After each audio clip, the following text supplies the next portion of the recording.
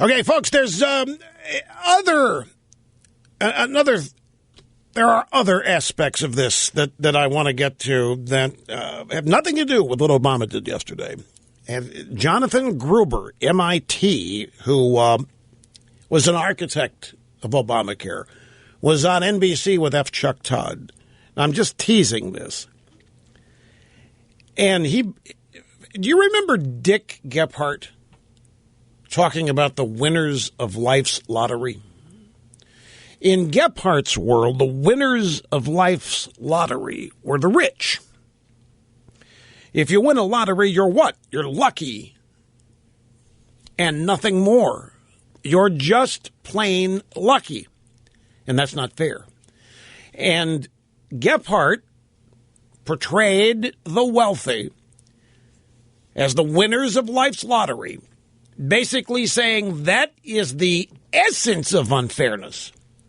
Just getting rich by luck as his primary justification for confiscating income from them via ever-increasing taxes.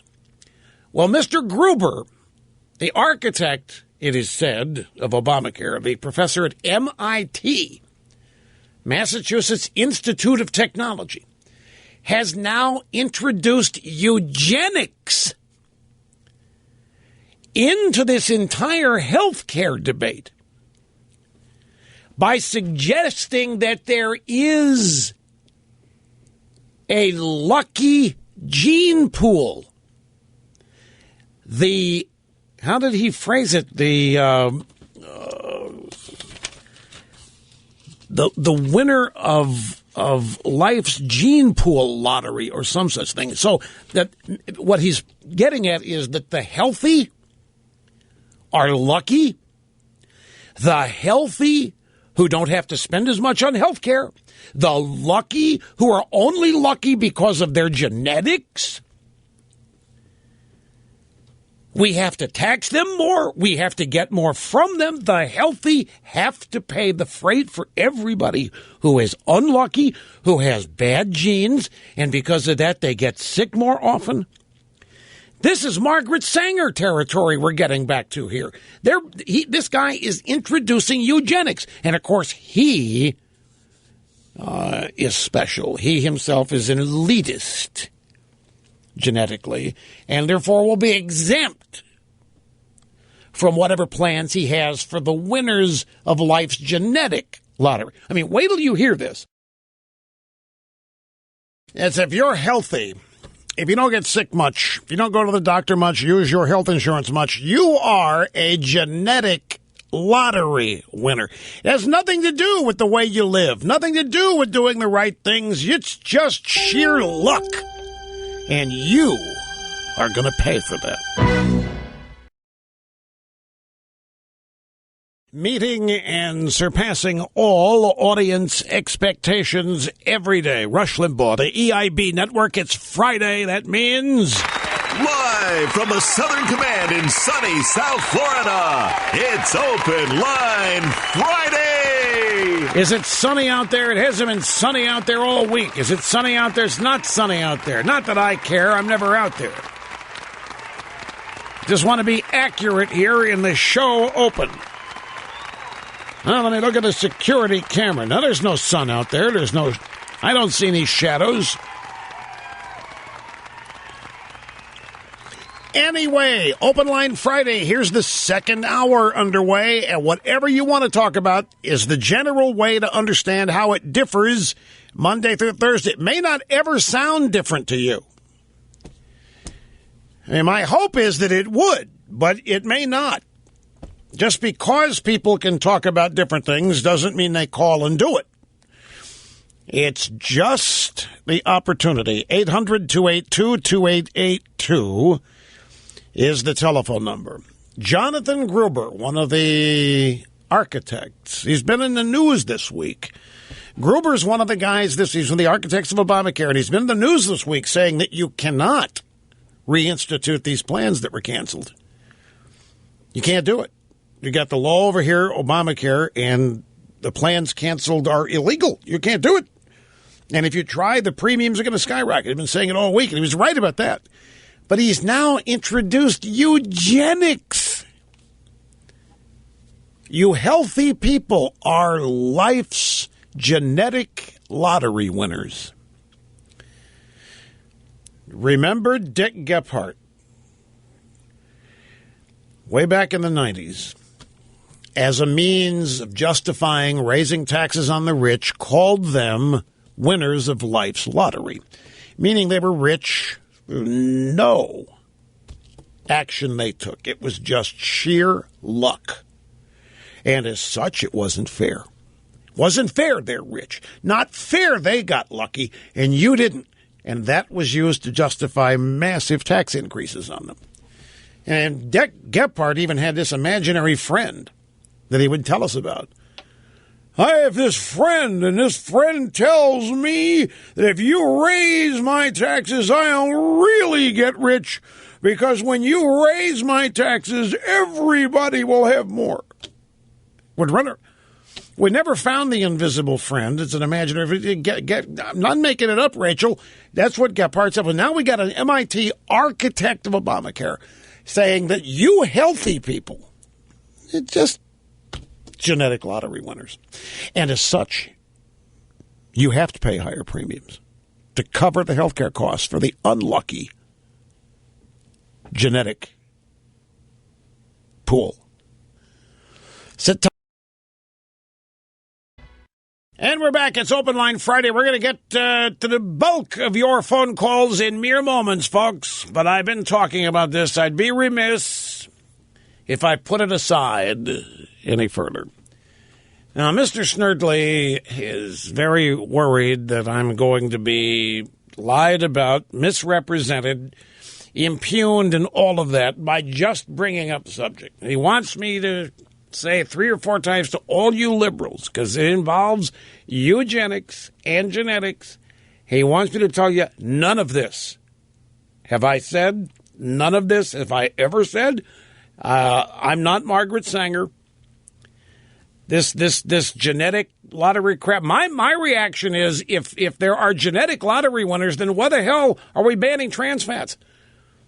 If they're genetic lottery winners, then what is Michelle Obama doing trying to mess around with school lunch menus? If your good health is strictly due to your gene pool and the good luck that you have in having yours, then what the hell is all the rest of this matter? But it is far more grave, far graver than that. I mean, this is really despicable stuff, because by bringing this into it, what Mr. Gruber is bringing into it is not just genetics, but eugenics. And do you know what eugenics is? You know what eugenics is? Try Margaret Sanger. The belief that certain gene pools are superior to others by design, and that in order to have a properly functioning society, we've got to get rid of the inferior gene pools. We get the inferior people. People genetically inferior, stupid, weak, sick, get rid of them. That's what Planned Parenthood was all about when it was founded, and it was racial. It's amazing how that's transformed itself, but it has nevertheless. And I do not subscribe to it, and I want to get that out of the way at first. But this happened yesterday on MSNBC, the Daily Rundown with F. Chuck Todd, interviewing one of the architects of Obamacare, MIT economics professor Jonathan Gruber. And during a discussion about Obamacare and the people whose policies are being canceled because of it, F. Chuck said, "You say, Mr. Gruber, that the perceived problems with health care and health care reform are actually essential mechanisms built into the law to make it work, and that the law was designed to force some policies to be canceled. This idea of getting these policy cancellations fixed for the millions of people being affected, you say that going down this road could potentially unravel the law. It's 12 million people, about a third of which will end up paying more under this law. And that, as you said in the introduction, is sort of the idea. We currently have a highly discriminatory system where if you're sick, if you've been sick, if you're going to get sick, you cannot get health insurance. The only way to end that discriminatory system is to bring everyone into the system and pay one fair price. That means that the genetic winners, the lottery winners who'd been paying an artificially low price because of this discrimination, now will have to pay more. And that, by my estimate, is about 4 million people. In return, we'll have a fixed system where over 30 million people will now for the first time be able to access fairly priced and guaranteed health insurance. Now, folks, the problem here is the root thinking that goes into something like this. Let me parse this, if I may. And by the way, he's right when he says that your plan that you lost, that the president promised you could keep, Obamacare was designed to force those policies to be canceled. He's right about that. He wrote the law. He's one of the architects. That's why this lie was so bad, because Obamacare was designed for you to lose your policy. It was designed for that to happen, and he's right about that. And now, reinstating those policies could potentially unravel the law because you've got things in conflict. Obamacare here, reinstating policies that are illegal, but that the regime says they're not going to enforce for a year. The insurance companies are going to have to, it's just an absolute mess. The thing is unraveling, okay? But that's not his big point. As you said in the introduction, F. Chuck, we have a highly discriminatory system where if you're sick, if you've been sick, if you're going to get sick, you can't get health insurance. Now, that I have some objection to. That simply can't be true. If that were true in a blanket way, most Americans wouldn't have health insurance, and most Americans do. If you've been sick, you're going to get sick, can't get insurance, that's not true. All kinds of people who haven't been sick yet have insurance. And all kinds of people who have been sick have insurance. So we've got this is it's wrong from the get-go, but it's crucial understanding the way these people think.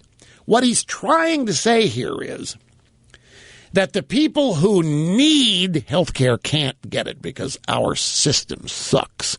And our system sucks because it discriminates against the weak. It discriminates against the unlucky. And it discriminates against the poor. And it discriminates against everybody. Our system is so bad. Our system is so unfair. Our system is so mean that the people who really need to get well don't. And that's BS, folks. This country heals people all the time. This is why this whole thing, people like this in charge of the healthcare system just offend me. The assumptions that they make going in. And the assumption starts with this country is inferior. This country is biased. It's racist. It's extremist. It's bigoted. It's discriminatory. This is not true.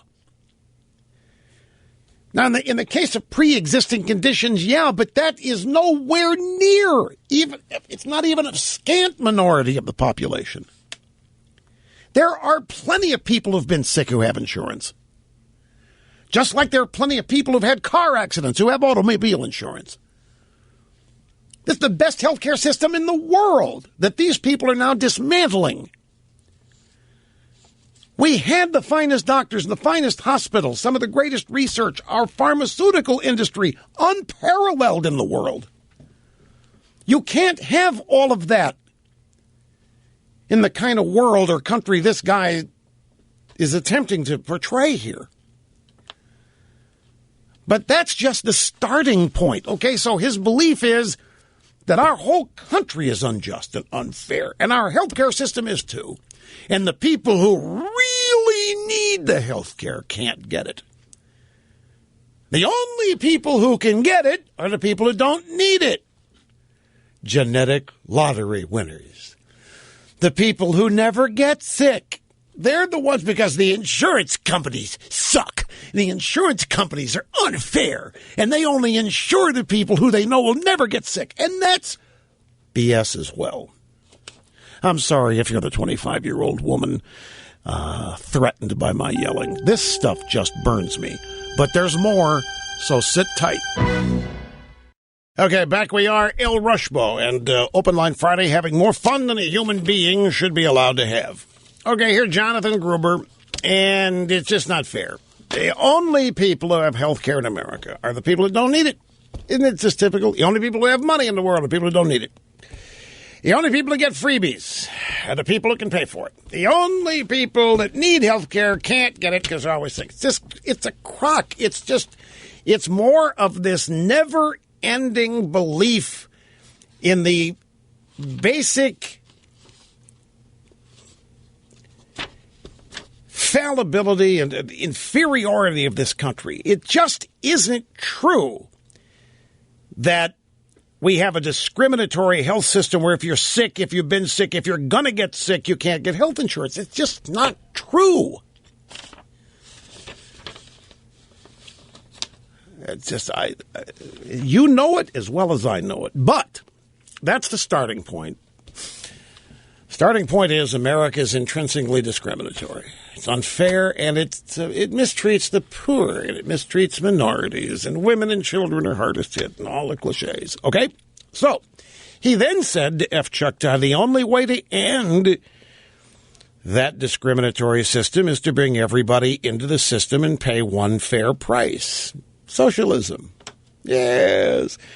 And no different than nobody should make a dime more than anybody else, and nobody should have to pay any more than anybody else for a house. Nobody should have to pay anything more for a car than anybody else pays. It's just not fair otherwise. Why should everybody's health care cost the same? Why doesn't everybody's car cost the same? Why doesn't everybody's house cost the same? Why doesn't everybody's hotel room cost the same? Why aren't movie tickets the same? From theater to theater, town to town. Why aren't salaries identical? What the hell is it about health care that it has to be the same for everybody? What is it about health care that these people believe is innately discriminatory to the poor and the sick? So he says the only way to end this discrimination is to bring everybody into the system and pay one fair price. That means that the genetic winners, the lottery winners who've been paying an artificially low price because of this discrimination now will have to pay more.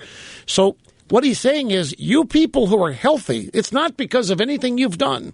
It's not because you're eating carrot juice and drinking whatever and not eating this and not eating that. It's not because you're jogging. It's not because you're getting exercise. It's not because you're doing what all the food and health Nazis say. It's not any of your business. You just got lucky in the gene pool. That's it. No control. No participation in the way your life has turned out at all. You just a walking robot. And you either had rich parents or healthy parents or white parents or what have you, but it just isn't fair. So we've got to change this basic unfairness. It's not fair that some people don't get sick. It's not fair that some people don't get as sick as other people. It's not fair that some people don't get really sick. And it's really not fair that the people who don't get sick don't pay much for their insurance. It's really unfair that the people who don't get sick don't pay much for their health care. Why should they? Why should somebody who never goes to the doctor pay out the nose for it? What is intrinsically unfair about that? You know, to a lot of people, health care is a choice. To a lot of people, going to the doctor is the last thing in the world they want to do. To some people, spending money on their health is something they'd rather not do. Rather have the flat screen.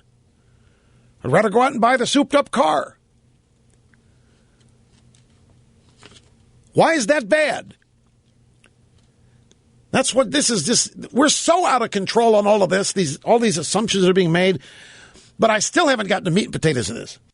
The meat and potatoes, the genetic winners, the lottery winners who've been paying an artificially low price because of this discrimination will now have to pay more. So you're healthy. You've done everything these so-called social architects tell you have to do. All of the health Nazis and the food Nazis, they've told you everything to do and you're healthy. You're going to pay a price. Just like they told you, you better go out and you better buy a car that gets 40 miles to the gallon to save the planet. So you do. Then they realize they're coming up short on fuel taxes. So they raise your tax because you're doing something responsible. It isn't right. It isn't fair that you're not paying more when you have the ability to. So, we're going to have a fixed system where over 30 million people will now for the first time be able to access fairly priced and guaranteed health insurance. No, we're not. This cannot work. Forced behavior, socialized anything, doesn't work. Ask Stalin. Ask Andropov. Ask Brezhnev. Ask Castro. Ask Mao. Well, it worked for them. But ask the people that live in their countries if it works. Go ask your average Cuban if it works. Go find your average Chinese in Shanghai. Ask him if it's working. Go find somebody who lived in East Germany in the 60s and 70s and ask him if it worked. It doesn't work. However, here's the thing. This business of winning the genetic lottery,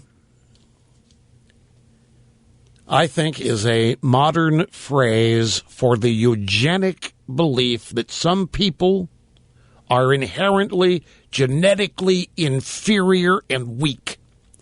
You can't believe otherwise. If you're going to start talking about genetic lottery winners, then you got to go all the way with this. If you're going to start, as Mr. Gruber is here, not me. This is not me. I don't think this way. This stuff never crosses my mind. I don't think of genetic lottery winners. And I don't think of the winners of life's lottery in terms of wealth and income. I don't think that way. This is not me. This is Jonathan Gruber at MIT. When you start talking about winning the genetic lottery, you are talking about a belief in eugenics. And the belief in eugenics is that some people, and maybe some races, ask Hitler, some people and some races are inherently genetically inferior and weak. That's what he's saying here. Genetic lottery winners, there are some genetic lottery losers. What does that make them? What is a genetic lottery loser? A victim. Somebody who's weak. Somebody who's always sick. And by the same token, if you're going to believe in genetic lottery winners and losers, then the winners are who? Well, they're the genetically superior. And that's where the eugenics of all this. You know, the Nazis thought that genetic lottery losers should be murdered. Adolf Hitler believed that Jews were genetic lottery losers. And what did he do about it? Now, Obama doesn't think that. Apparently, Obama and Mr. Gruber believe that genetic lottery losers should be compensated for their lousy genes. And so Obamacare has come along to protect the victims, the losers of the genetic lottery. The losers of genetic lottery are victims, and they're mistreated by the evil insurance companies. They don't get insurance. They don't get covered. The emergency room kicks them out. What have you. But either way, it is a view of the world that starts with an assessment by the government of who is and who isn't elite. Is it not? You start talking about lottery winners and genetics, you're talking about the government assessing who is and who isn't genetically inferior. And if this government assesses you to be genetically inferior, they want you to be compensated.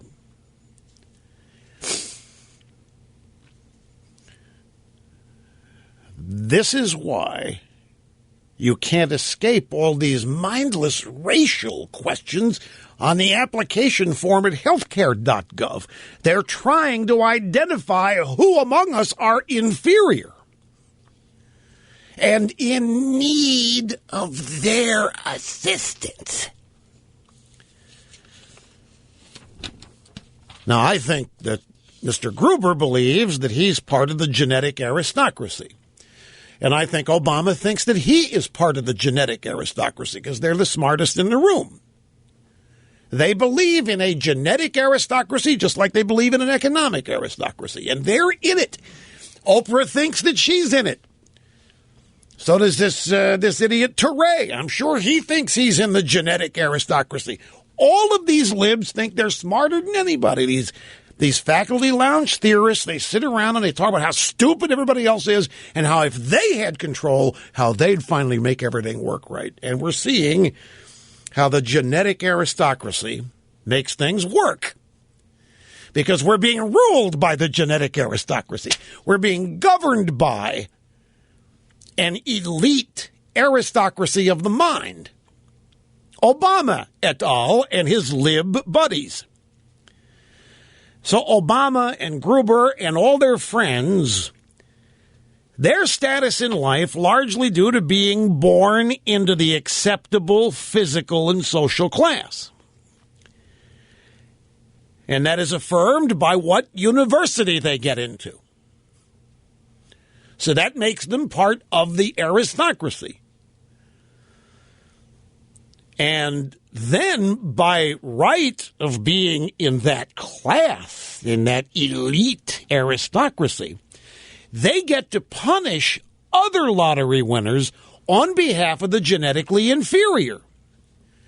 They are the genetic aristocracy. They're the winners of the genetic lottery. They get to sit here and determine who the losers are, and then they tell others who are also okay but not really qualified to be in the aristocracy, you're going to pay through the nose because those people are genetically inferior.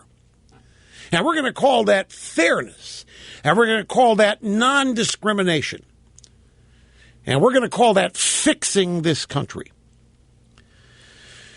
So if people with poor health are genetic losers, and I didn't bring any of this up, I'm simply bouncing off Mr. Gruber at MIT, talking about genetic lottery winners who are not paying enough for their health care. If people with poor health are genetic losers, then the professor's losers in the good genes race are minorities, whose health indices, the indexes, according to the Center for Disease Control, are lower than whites in almost every category, including life expectancy. And you know I'm right. They tell you their propensity to this disease, that disease, a shorter life expectancy. The genetically inferior happen to be minorities. It fits right in with the way these people view the world. And here come this then justifies their treatment of them as victims. But you see, also, if there are genetic lottery winners, then it doesn't matter. You can avoid all the trans fat in the world.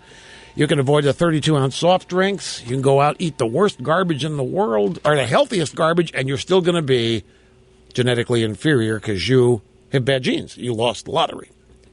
Your parents, your grandparents, your ancestors, they screwed you. But you had no say about it. That's the kind of thinking that's gone into this. I saw that, F. Chuck and the genetic lottery winners, and now wonder. Now all of this has surfaced in a way that has enabled me to explain to you the thinking behind these people and the way they're producing and ordering their whole health care plan.